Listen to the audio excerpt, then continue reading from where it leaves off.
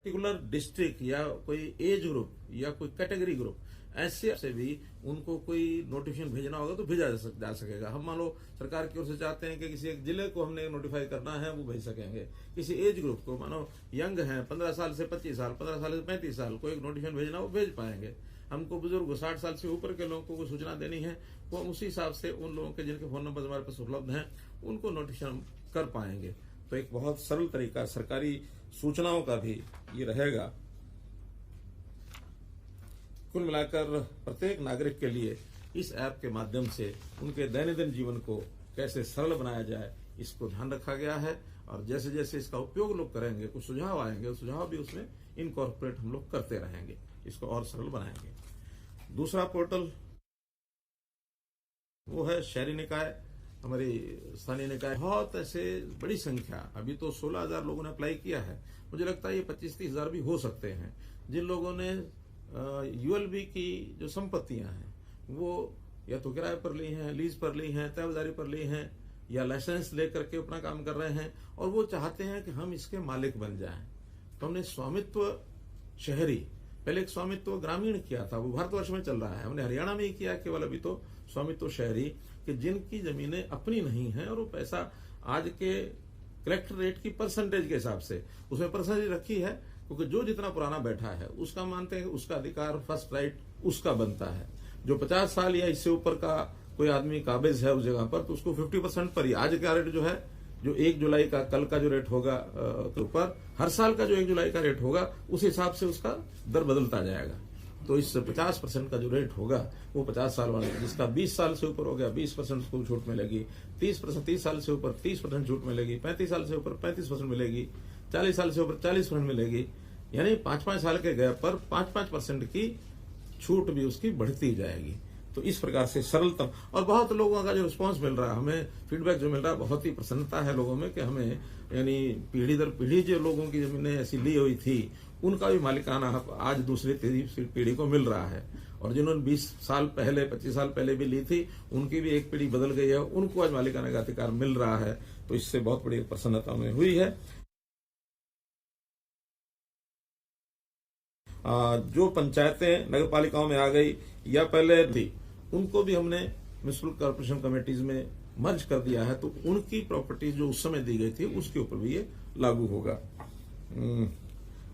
तल के हिसाब से रेट्स निर्धारित किए गए हैं। ग्राउंड फ्लोर यानी भूतल है, फिर प्रथम तल, द्वितीय तल, तृतीय तल, उस हिसाब से रेट्स रखे गए हैं। मैंने अभी चीफ सेक्रेटरी को कहा है, एडिशनल चीफ सेक्रेटरी को, इसमें जो वो है बेसमेंट, वो कहीं रह गया है, उसकी भी कोई पॉलिसी बनाएंगे। अगर बेसमेंट और प्रथम तल मानो अलग अलग व्यक्ति के पास है तो उसका भी इसमें कोई प्रावधान करना होगा। एक ही व्यक्ति के पास है तो उसमें समस्या नहीं है, उसमें तो जिसका प्रथम तल है उसी के पास बेसमेंट होगी। लेकिन अगर उसके मालिक अलग अलग हैं तो उसका कोई प्रावधान ये कर देना चाहिए ताकि कोई भी कठिनाई उसमें ना आए। प्रार्थना पत्र इसमें वो डालेंगे। कल से 1 जुलाई से ये प्रार्थना पत्र लिए जाने शुरू होंगे। अब चूंकि संख्या बड़ी है, 16,000 तो आ ही गए हैं और ज्यादा भी आएंगे, लेकिन डिपार्टमेंट को एक एक एप्लीकेशन को उसको स्क्रूटिनाइज करना होगा, उसको चेक करना होगा, उसका कब से वो है, उसके सारे डॉक्यूमेंट्स वेरीफाई करने होंगे। तो सारे के सारे एक साथ करना डिपार्टमेंट के लिए कठिन है।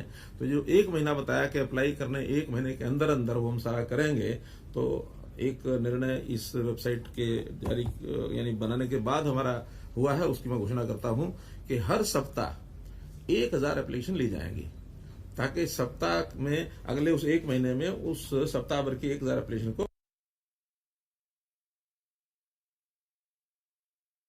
प्रोसेस किया जा सके।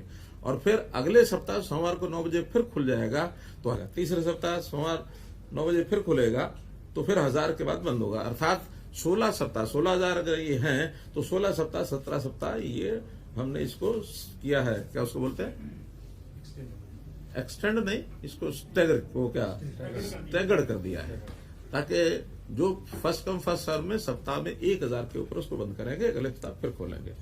तो इसमें लगभग 16 सप्ताह का मतलब है कि 2.5-3 महीने, 5 सप्ताह रहते हैं तो 3-3.5 महीने ये अगर यही एप्लीकेशन रहती हैं, बढ़ती हैं तो वो 6 महीने तक भी हो सकता है। वैसे आंकड़ा है कि कितनी है? अभी 16,500 है, लेकिन आंकड़ा अभी वेरीफाई इन्होंने एग्जैक्ट नहीं किया है, सर्वे उसका हो रहा है, लेकिन मुझे लगता है कि 25,000 के आसपास निकलेगा, 25,000 के आसपास निकलेगा। पहले आ गई है हमारे पास। नहीं 16,000 तो मांगी है ना। ये तो हमने, जो हमारे पास डेटा था ना, म्यूचुअल बॉडीज ने डाला है डेटा, जो एप्लीकेशन तो आएंगे एप्लीकेशन अब आएंगे, 16,000 का डाटा वेरीफाई हुआ है। हाँ हाँ, तो अभी और वेरीफाई रहने कुछ है, कर रहे हैं साथ साथ, लेकिन हम सबको सुविधा देंगे। प्रॉपर्टी में लिटिगेशन चल रहे हैं उनका कैसे? हाँ, लिटिगेशन वाला आउट ऑफ द कोर्ट अगर इस योजना से, क्योंकि बहुत सी लिटिगेशन तो है, इसीलिए वो मालिकाना हक लेना चाहते हैं, हमारे यहाँ स्कीम नहीं थी, इस स्कीम में मान लो वो एंटर होते हैं और उससे लिटिगेशन का उनका मामला सॉल्व होता है, तो आउट ऑफ द कोर्ट फैसला हो गया, विड्रॉ करेंगे, खत्म करेंगे। ऐसे कितने मैटर है? अभी वो डेटा आना बाकी है। ऐसा ना, अब इसको कल से शुरू किया तो साथ साथ आते रहेंगे। अभी तो हर हफ्ते 1,000 कर रहे हैं, तो ये तो लास्ट में जाके देखेंगे जिनकी कठिनाइयां हैं, फिर उसको सॉल्व करेंगे। विवादों का समाधान, ये हमारा एक अंडरलाइन एक फ्रेज जिसको हम नोट करें, और इसके ऊपर लगातार हम काम कर रहे हैं। किसी वर्ग का कोई ऐसा विवाद है कि पॉलिसी बनाने के बाद सुलझ सकता है, तो वो पॉलिसी हम बना रहे हैं, क्योंकि लगातार सरकारी डिपार्टमेंट्स का, सिटीजन्स का लेना देना, झगड़े, लिटिगेशन बहुत है। मैं तो समझता हूं कि लाखों की संख्या में ये विवाद हमने सुलझा दिए हैं, लाखों की संख्या में भी और हैं कि बहुत पुराने चल रहे हैं, कोई आज शुरू हुआ ऐसा नहीं है। क्योंकि कोई 20 साल पहले कोई योजना बनी, उस समय शायद उसको उस ढंग से नहीं लिया गया, कुछ लोगों ने सोचा कि इसमें से कोई और लाभ मिल सकता है, उसको उन्होंने पालन नहीं किया, या बाद में कोई उनकी कठिनाई आ गई, या कई बार एक मानस भी होता है जनता का कि सरकारी चीज है, क्या फर्क पड़ता है। लेकिन अब हम उसको धीरे धीरे उसमें से बाहर निकल रहे हैं। हमने सरकारी विभागों को सबको कह दिया कि अब ऑन इंस्टॉलमेंट्स कोई डिपार्टमेंट कोई चीज देने की बजाय बैंकों की सुविधा प्रदान कराए। कोई चीज देनी है इंस्टॉलमेंट पर, तो बैंक से वो लोन ले, पैसा सरकार को मिल जाए, वो जो किस्तें हैं बैंक को वो देता है, क्योंकि सरकार का काम फाइनेंशियल लेने देने का नहीं होता है, फाइनेंशियल लेने देने का काम बैंकों का होता है। सरकार ने तो सुविधा बनाई, जनता को सौंप दी, आगे बढ़ गए। तो इसलिए हम तो ज्यादा सुविधाएं बनाएंगे। तो आवेदन करने के साथ साथ कौन कौन सी चीज दस्तावेज लेने, ये आपको सब बता दिए हैं। 1 महीने के अंदर अंदर जिसने भी अप्लाई किया उसके ऊपर ऑब्जेक्शन मांगे जाएंगे, और अप्लाई करना और ऑब्जेक्शन, उस सब को ऑब्जेक्शन के बाद अगले 1 महीने में उन ऑब्जेक्शन का अगर कोई है तो उसको समाप्त किया जाएगा। जिनके ऑब्जेक्शन नहीं है उनको नोटिस दिया जाएगा कि आप अब 25% राशि जमा कराइए।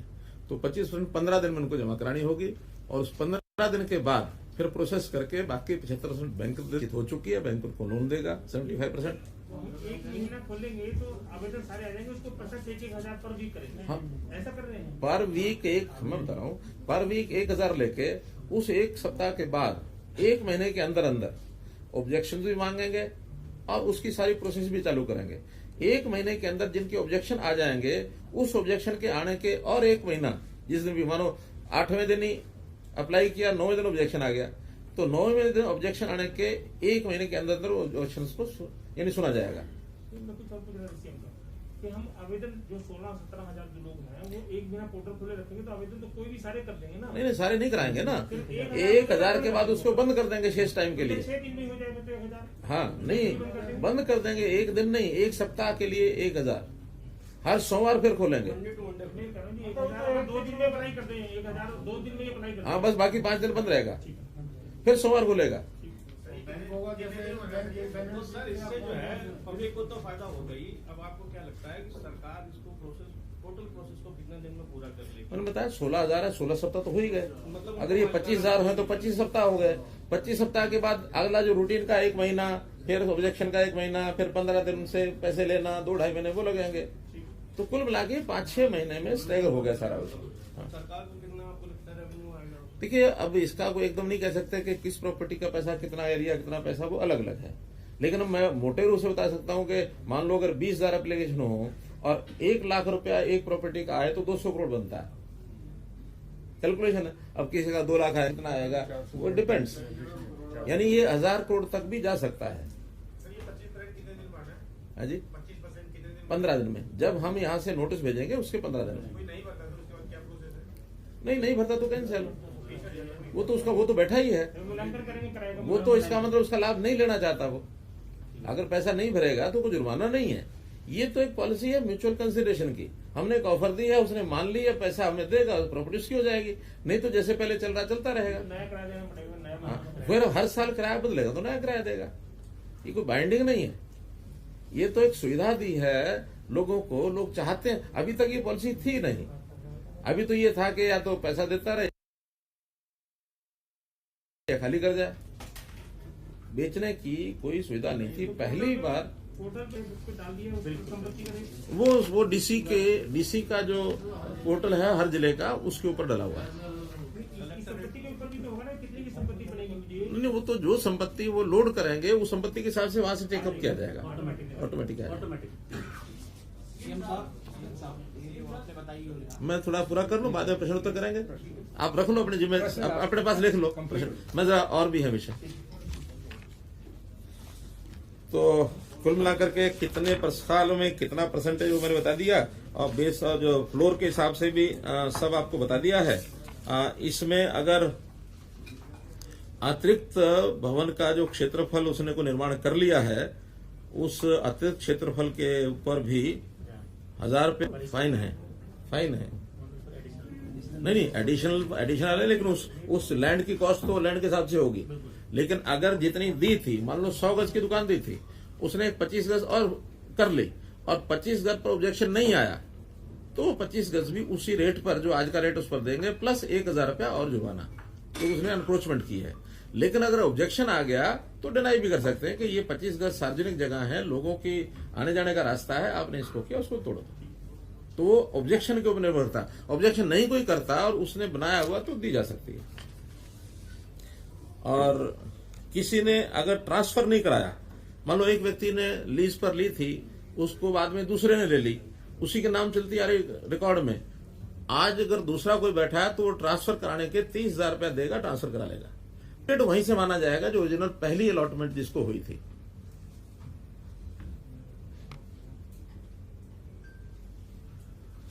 तो मोटे रूप से ये है।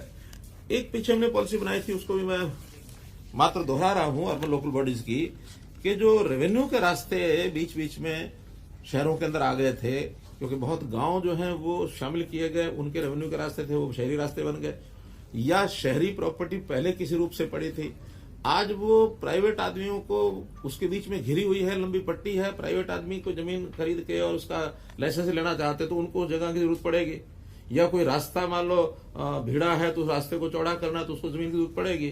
तो पहले एक 2017 में एक्सचेंज पॉलिसी बनाई थी, लैंड एक्सचेंज पॉलिसी, कि उतनी ही लैंड वो हमको दे दे, उतनी लैंड हम उसको बदले में दे देते हैं। शिकायतें मिलने लगी कि इसमें कम रेट की, ज्यादा रेट की, कोई कम रेट की वो रहेगी, कोई ज्यादा वो रहेगी, मिलीबद्ध करके बराबर रेट दिखा दिया, बाद में शिकायतें मिलती रही। अब हमने एक्सचेंज का पॉलिसी एक प्रकार से समाप्त कर दी। अब उसको purchase sale purchase urban local bodies की कोई जमीन अगर लेना चाहता है तो उसका मूल्यांकन, एक वैल्यूएशन कराई जाएगी, उसका एक सिस्टम बना दिया है। और वो जो वैल्यूअर्स होते हैं बैंक्स के, इंश्योरेंस कंपनीज के, उन वैल्यूअर्स का एक पैनल वो बनेगा, रेवेन्यू डिपार्टमेंट बनाएगा।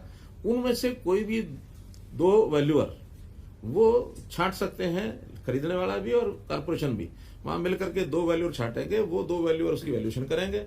अगर वो वैल्यू आसपास आ गई तो उसमें क्या लोएस्ट या हाईएस्ट क्या रखा है, दोनों का अगर आ गया मीडियन, उसका अभी लेबरेट किया नहीं है। ठीक है। एक ये जरा इसको भी ध्यान रखें कि या तो हम लोअर रखें या हायर रखें या मीडियन रखें। और अगर अंतर ज्यादा आएगा तो फिर दोनों की सहमति से तीसरा वैल्यूअर आएगा।